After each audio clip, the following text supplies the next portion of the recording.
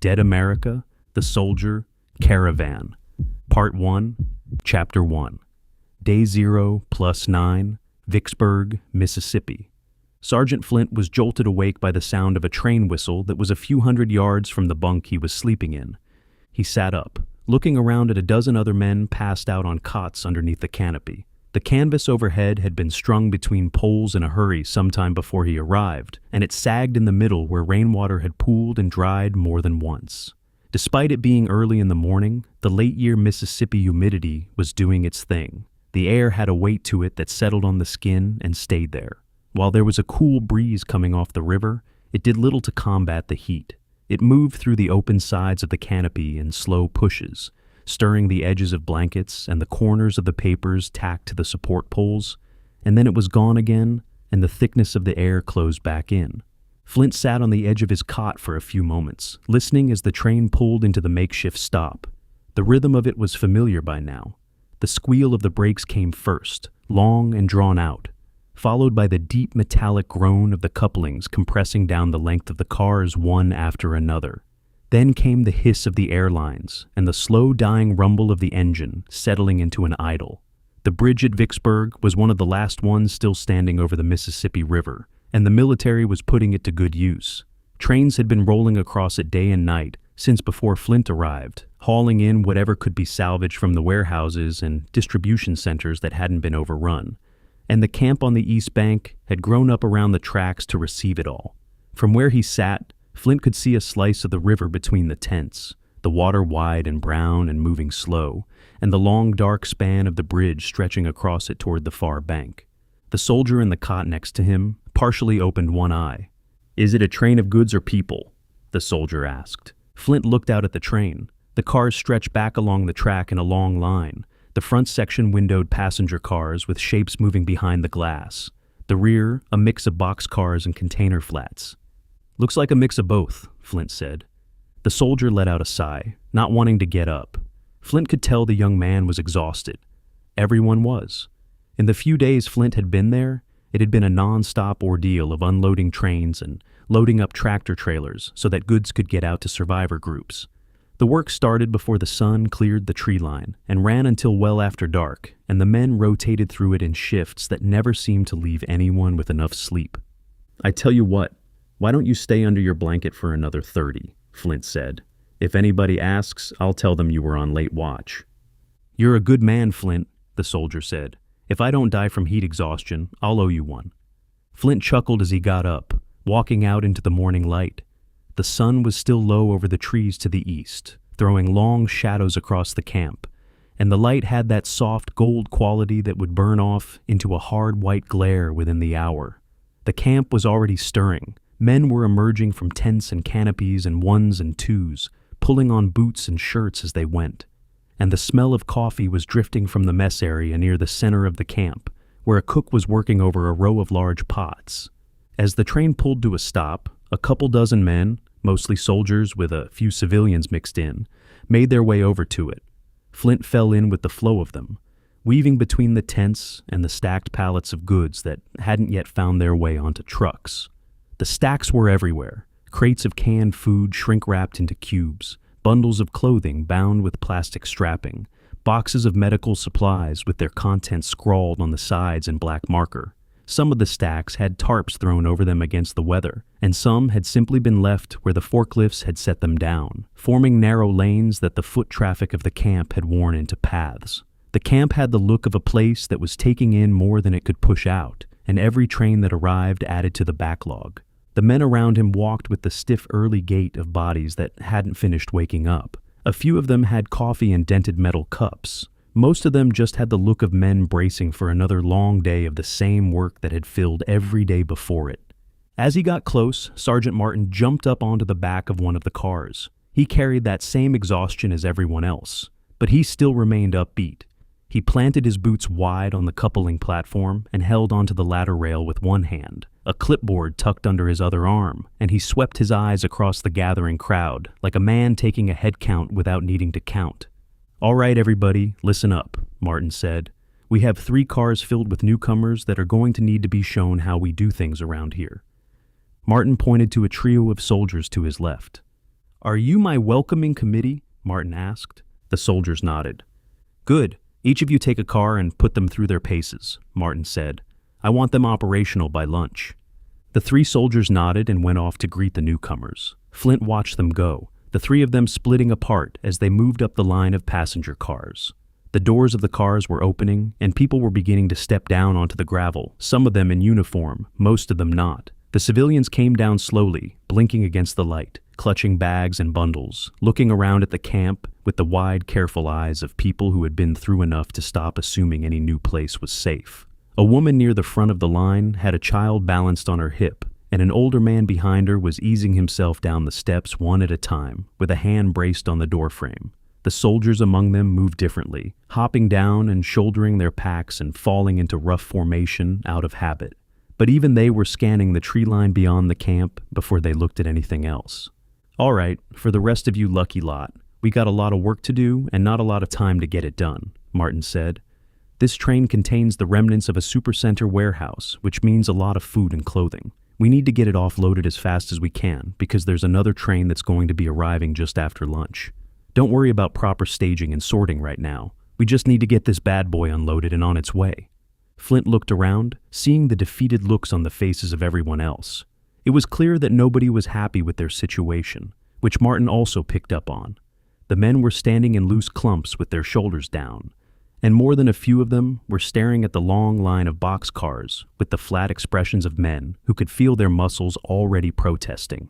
Another full train before lunch meant another day that would run from dawn to dark, hauling crates in heat that would only get worse as the sun climbed. Now, I know this is not what you all want to hear," Martin said, "but you're doing important work that is going to be keeping a lot of people alive while we sort out our business." Some of the soldiers muttered under their breath, none of them particularly convinced by that argument. Martin thought about it for a moment. He shifted his weight on the coupling platform and pulled the clipboard out from under his arm, and something in his face changed, the corner of his mouth pulling up in a way that suggested an idea had arrived. "You know, now that I think about it, there is a refrigerated car on this train," Martin said. Martin flipped through papers on his clipboard, and according to my notes, one of the refrigerated trucks isn't due back for a couple of days, Martin said. "Now, given the heat and humidity, I don't think all of the cargo is going to be able to be shipped out on time." Martin paused for effect before continuing. The muttering in the crowd had stopped. Heads were coming up. "I'm sure you are all aware that I'm a bit of a stickler when it comes to waste," Martin said. "So I'll make you a deal. If you get this train unloaded by lunch, I'll make sure a few cases of steaks finds their way over to the grill." Most of the soldiers perked up at the mention of steak. They had been living on sparse rations since arriving, so the thought of sizzling meat was too good to pass up. Men who had been standing slumped a few seconds earlier were straightening up, trading looks, and somewhere near the back of the group, somebody let out a low whistle of approval. "I thought that might get you going," Martin said. "Now come on, get to it." The men let out a smattering of "yes, sirs" before heading towards the cargo cars at the back of the train. The crowd broke apart and reformed into working groups as it moved, men pairing off toward the boxcar doors, a few of them jogging ahead to get the rolling doors unlatched and pushed open. The first of the doors came open with a rusty shriek, revealing a wall of shrink-wrapped pallets packed nearly to the ceiling of the car.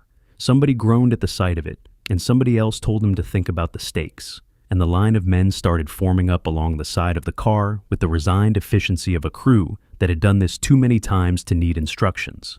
As Flint walked to join them, Sergeant Martin noticed him and let out a whistle. Flint, along with several other nearby soldiers, looked in Martin's direction. With a clear point, Flint knew he was being singled out. Flint stood by, letting the others walk away, giving Martin time to walk over to him. Martin dropped down off the coupling platform and crossed the gravel at an easy pace, the clipboard swinging loose at his side. Behind him, the first crates were already coming off the train, passed down from the boxcar doorways into waiting hands. "Sergeant Flint, right?" Martin asked. "That's right, Sergeant," Flint said. "What can I do for you?"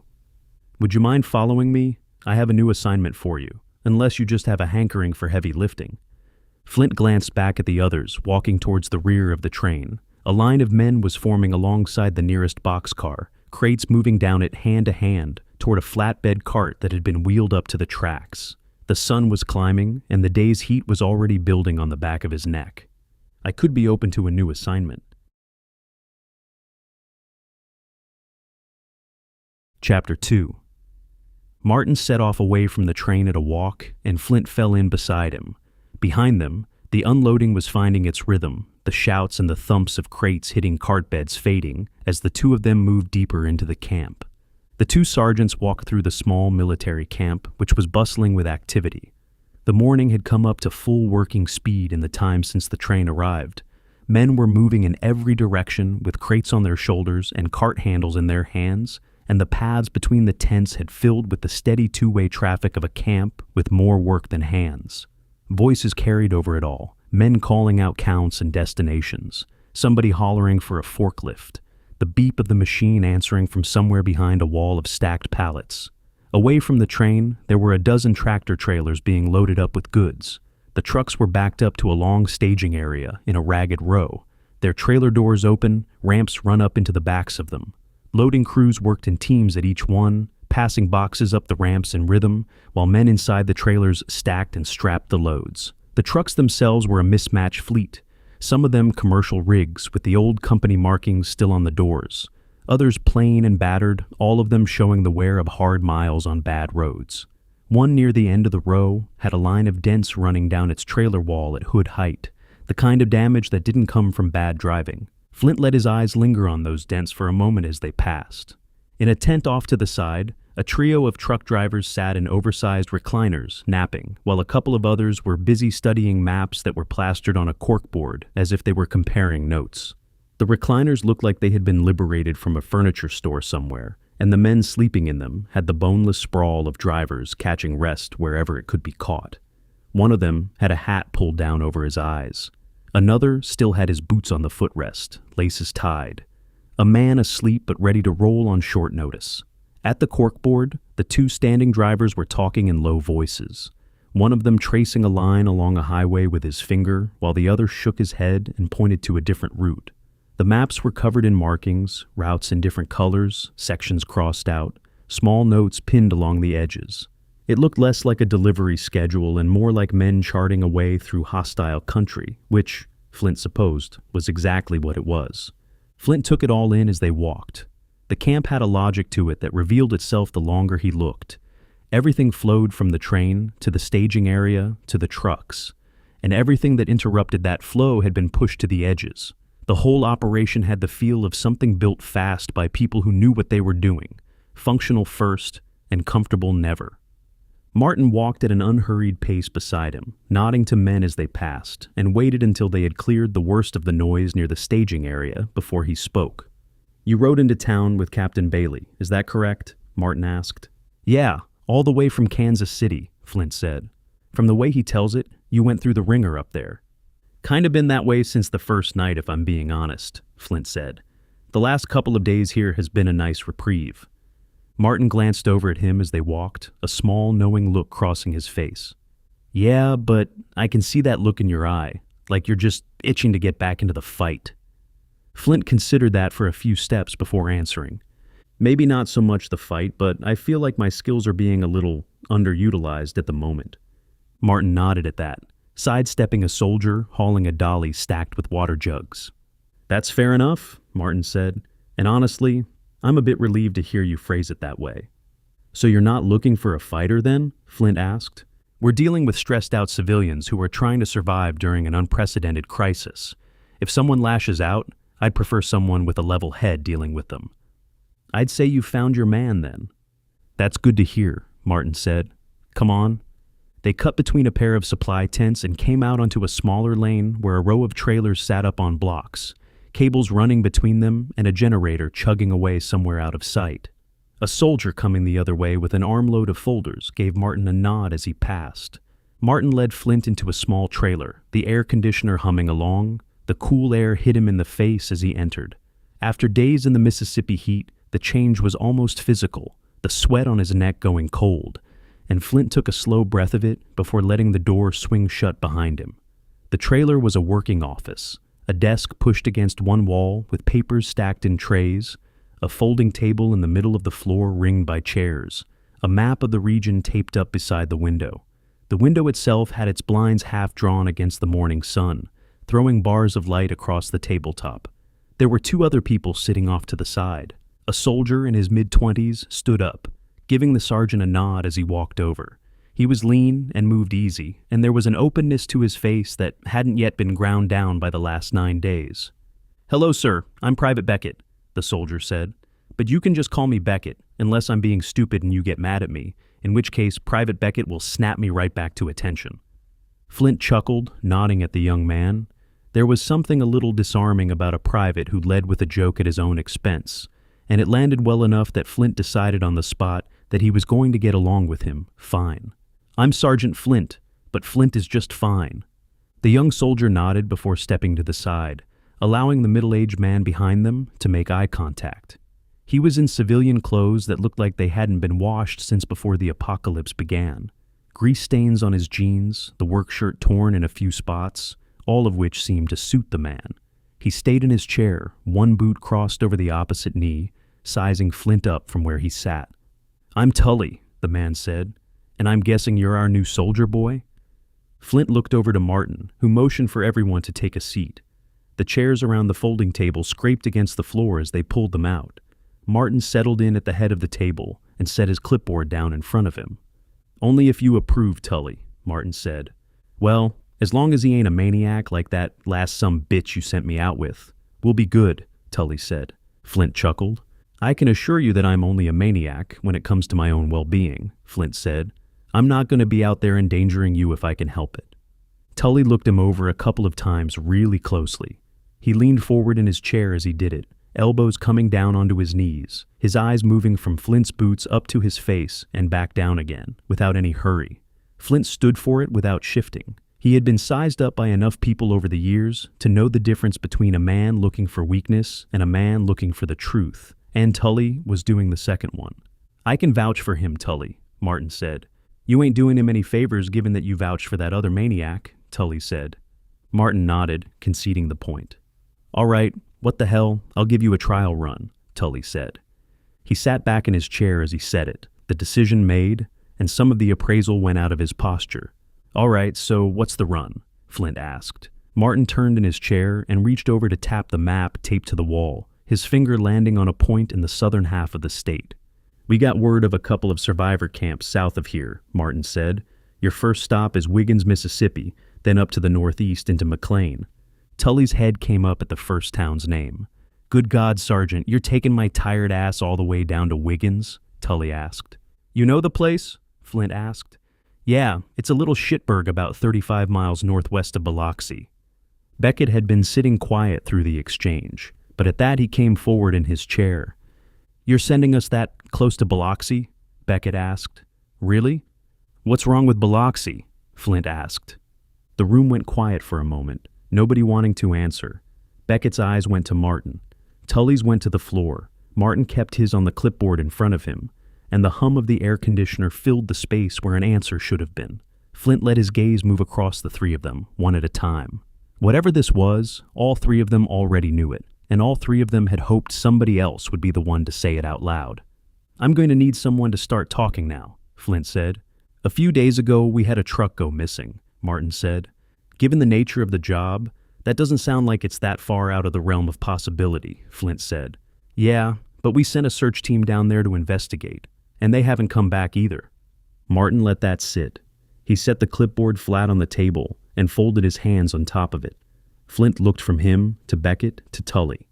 None of the three of them offered anything past it, which told him the camp had already run through every hopeful explanation and come up empty.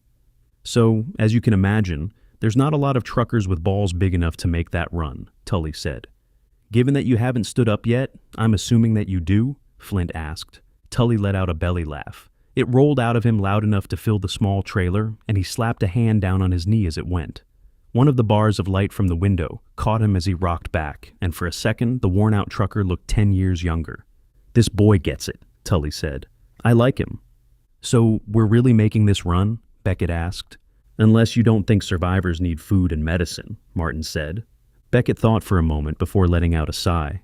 He sat back, ran a hand along the back of his neck, and looked at the map taped to the wall for a beat.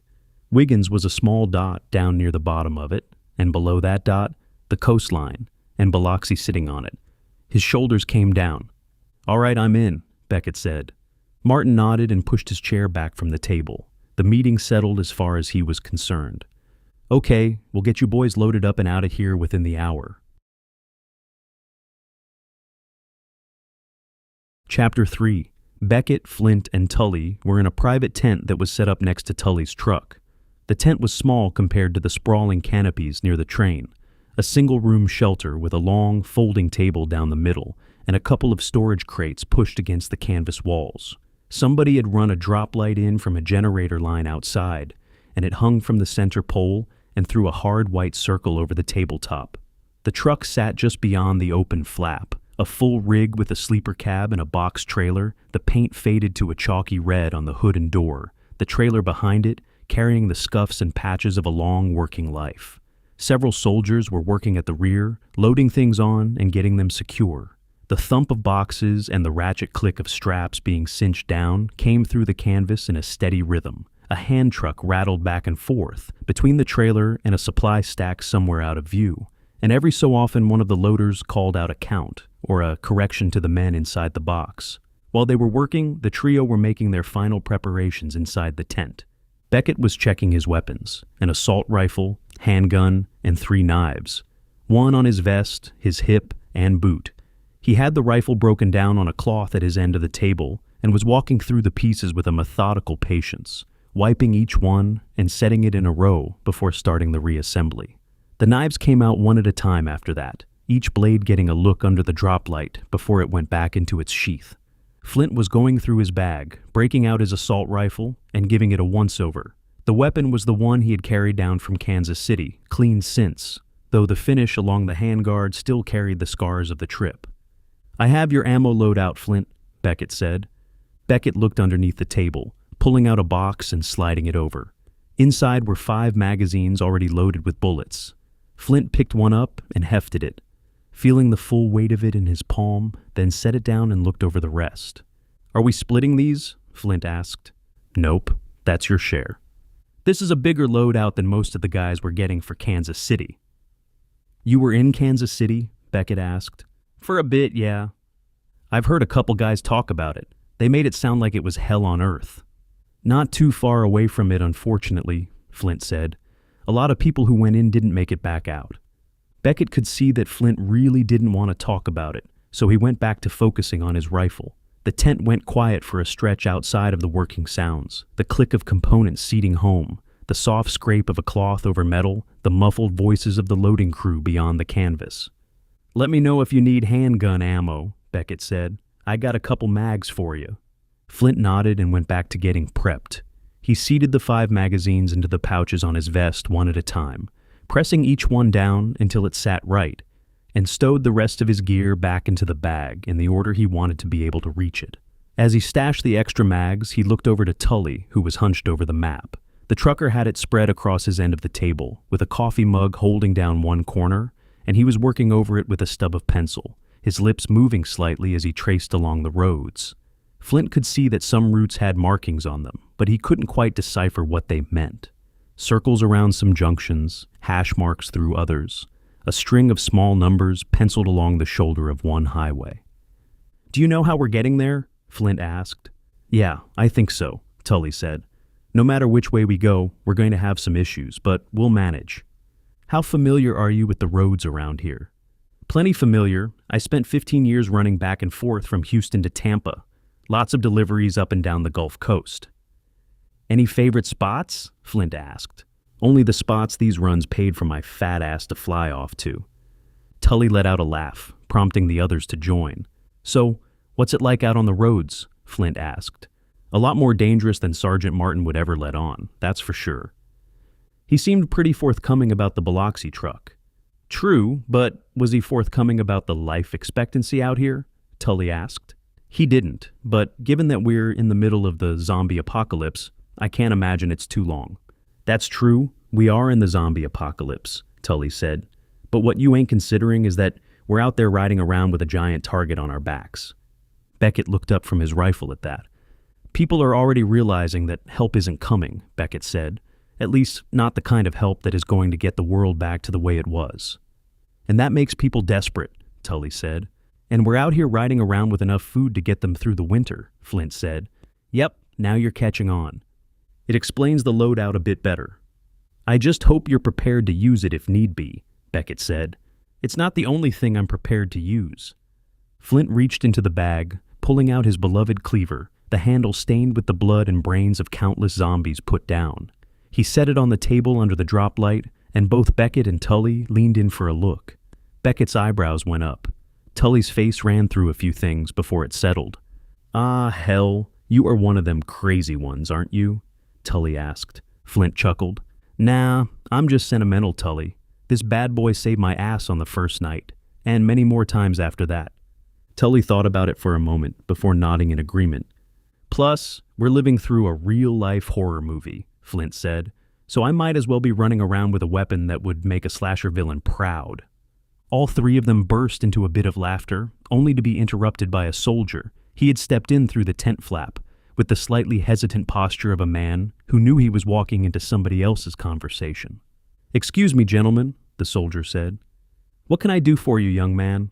Tully asked. We have you loaded up and ready to go. Is everything strapped down properly this time? I don't want to hear a bunch of shit toppling over when I make a turn. I made sure of it myself, sir, the soldier said. Tully gave him a look, judging him. The soldier stood up under it without flinching, which seemed to count for something. Finally, Tully nodded in acceptance. All right, I believe you, Tully said. The soldier nodded and walked away. All right, you boys ready to get on the road? Tully asked. No time like the present, Beckett said. Lead the way, gentlemen, Flint said. The group made their way to the back of the truck, Tully giving it a look to make sure everything was the way he liked it before pulling the door down.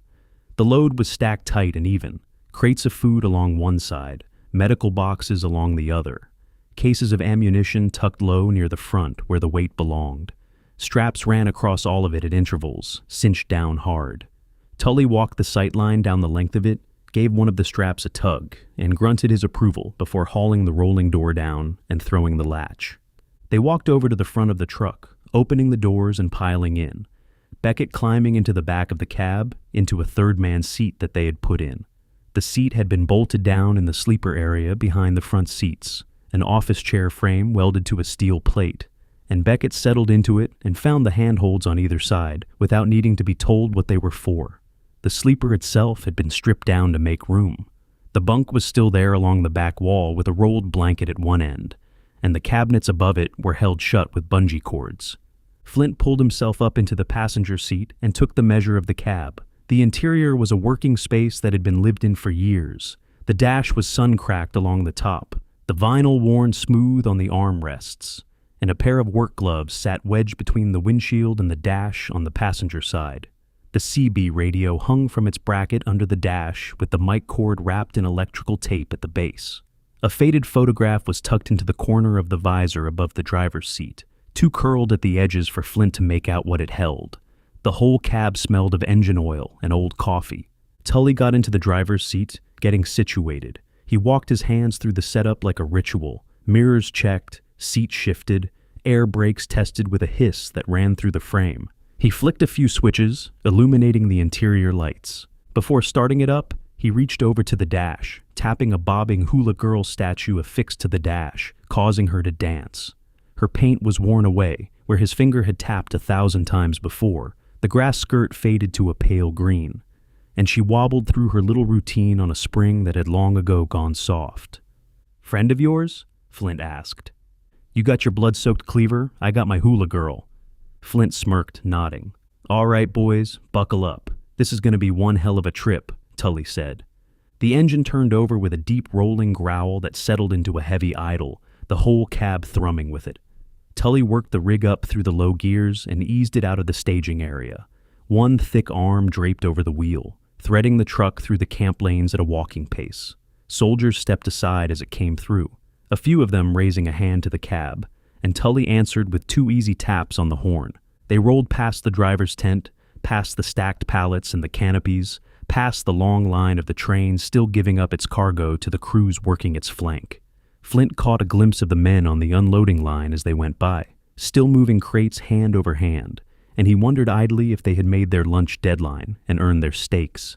At the edge of the camp, a pair of soldiers dragged a sawhorse barricade aside and waved them through, and then the tents were behind them, and the road opened up ahead, running south away from the river through the low green country.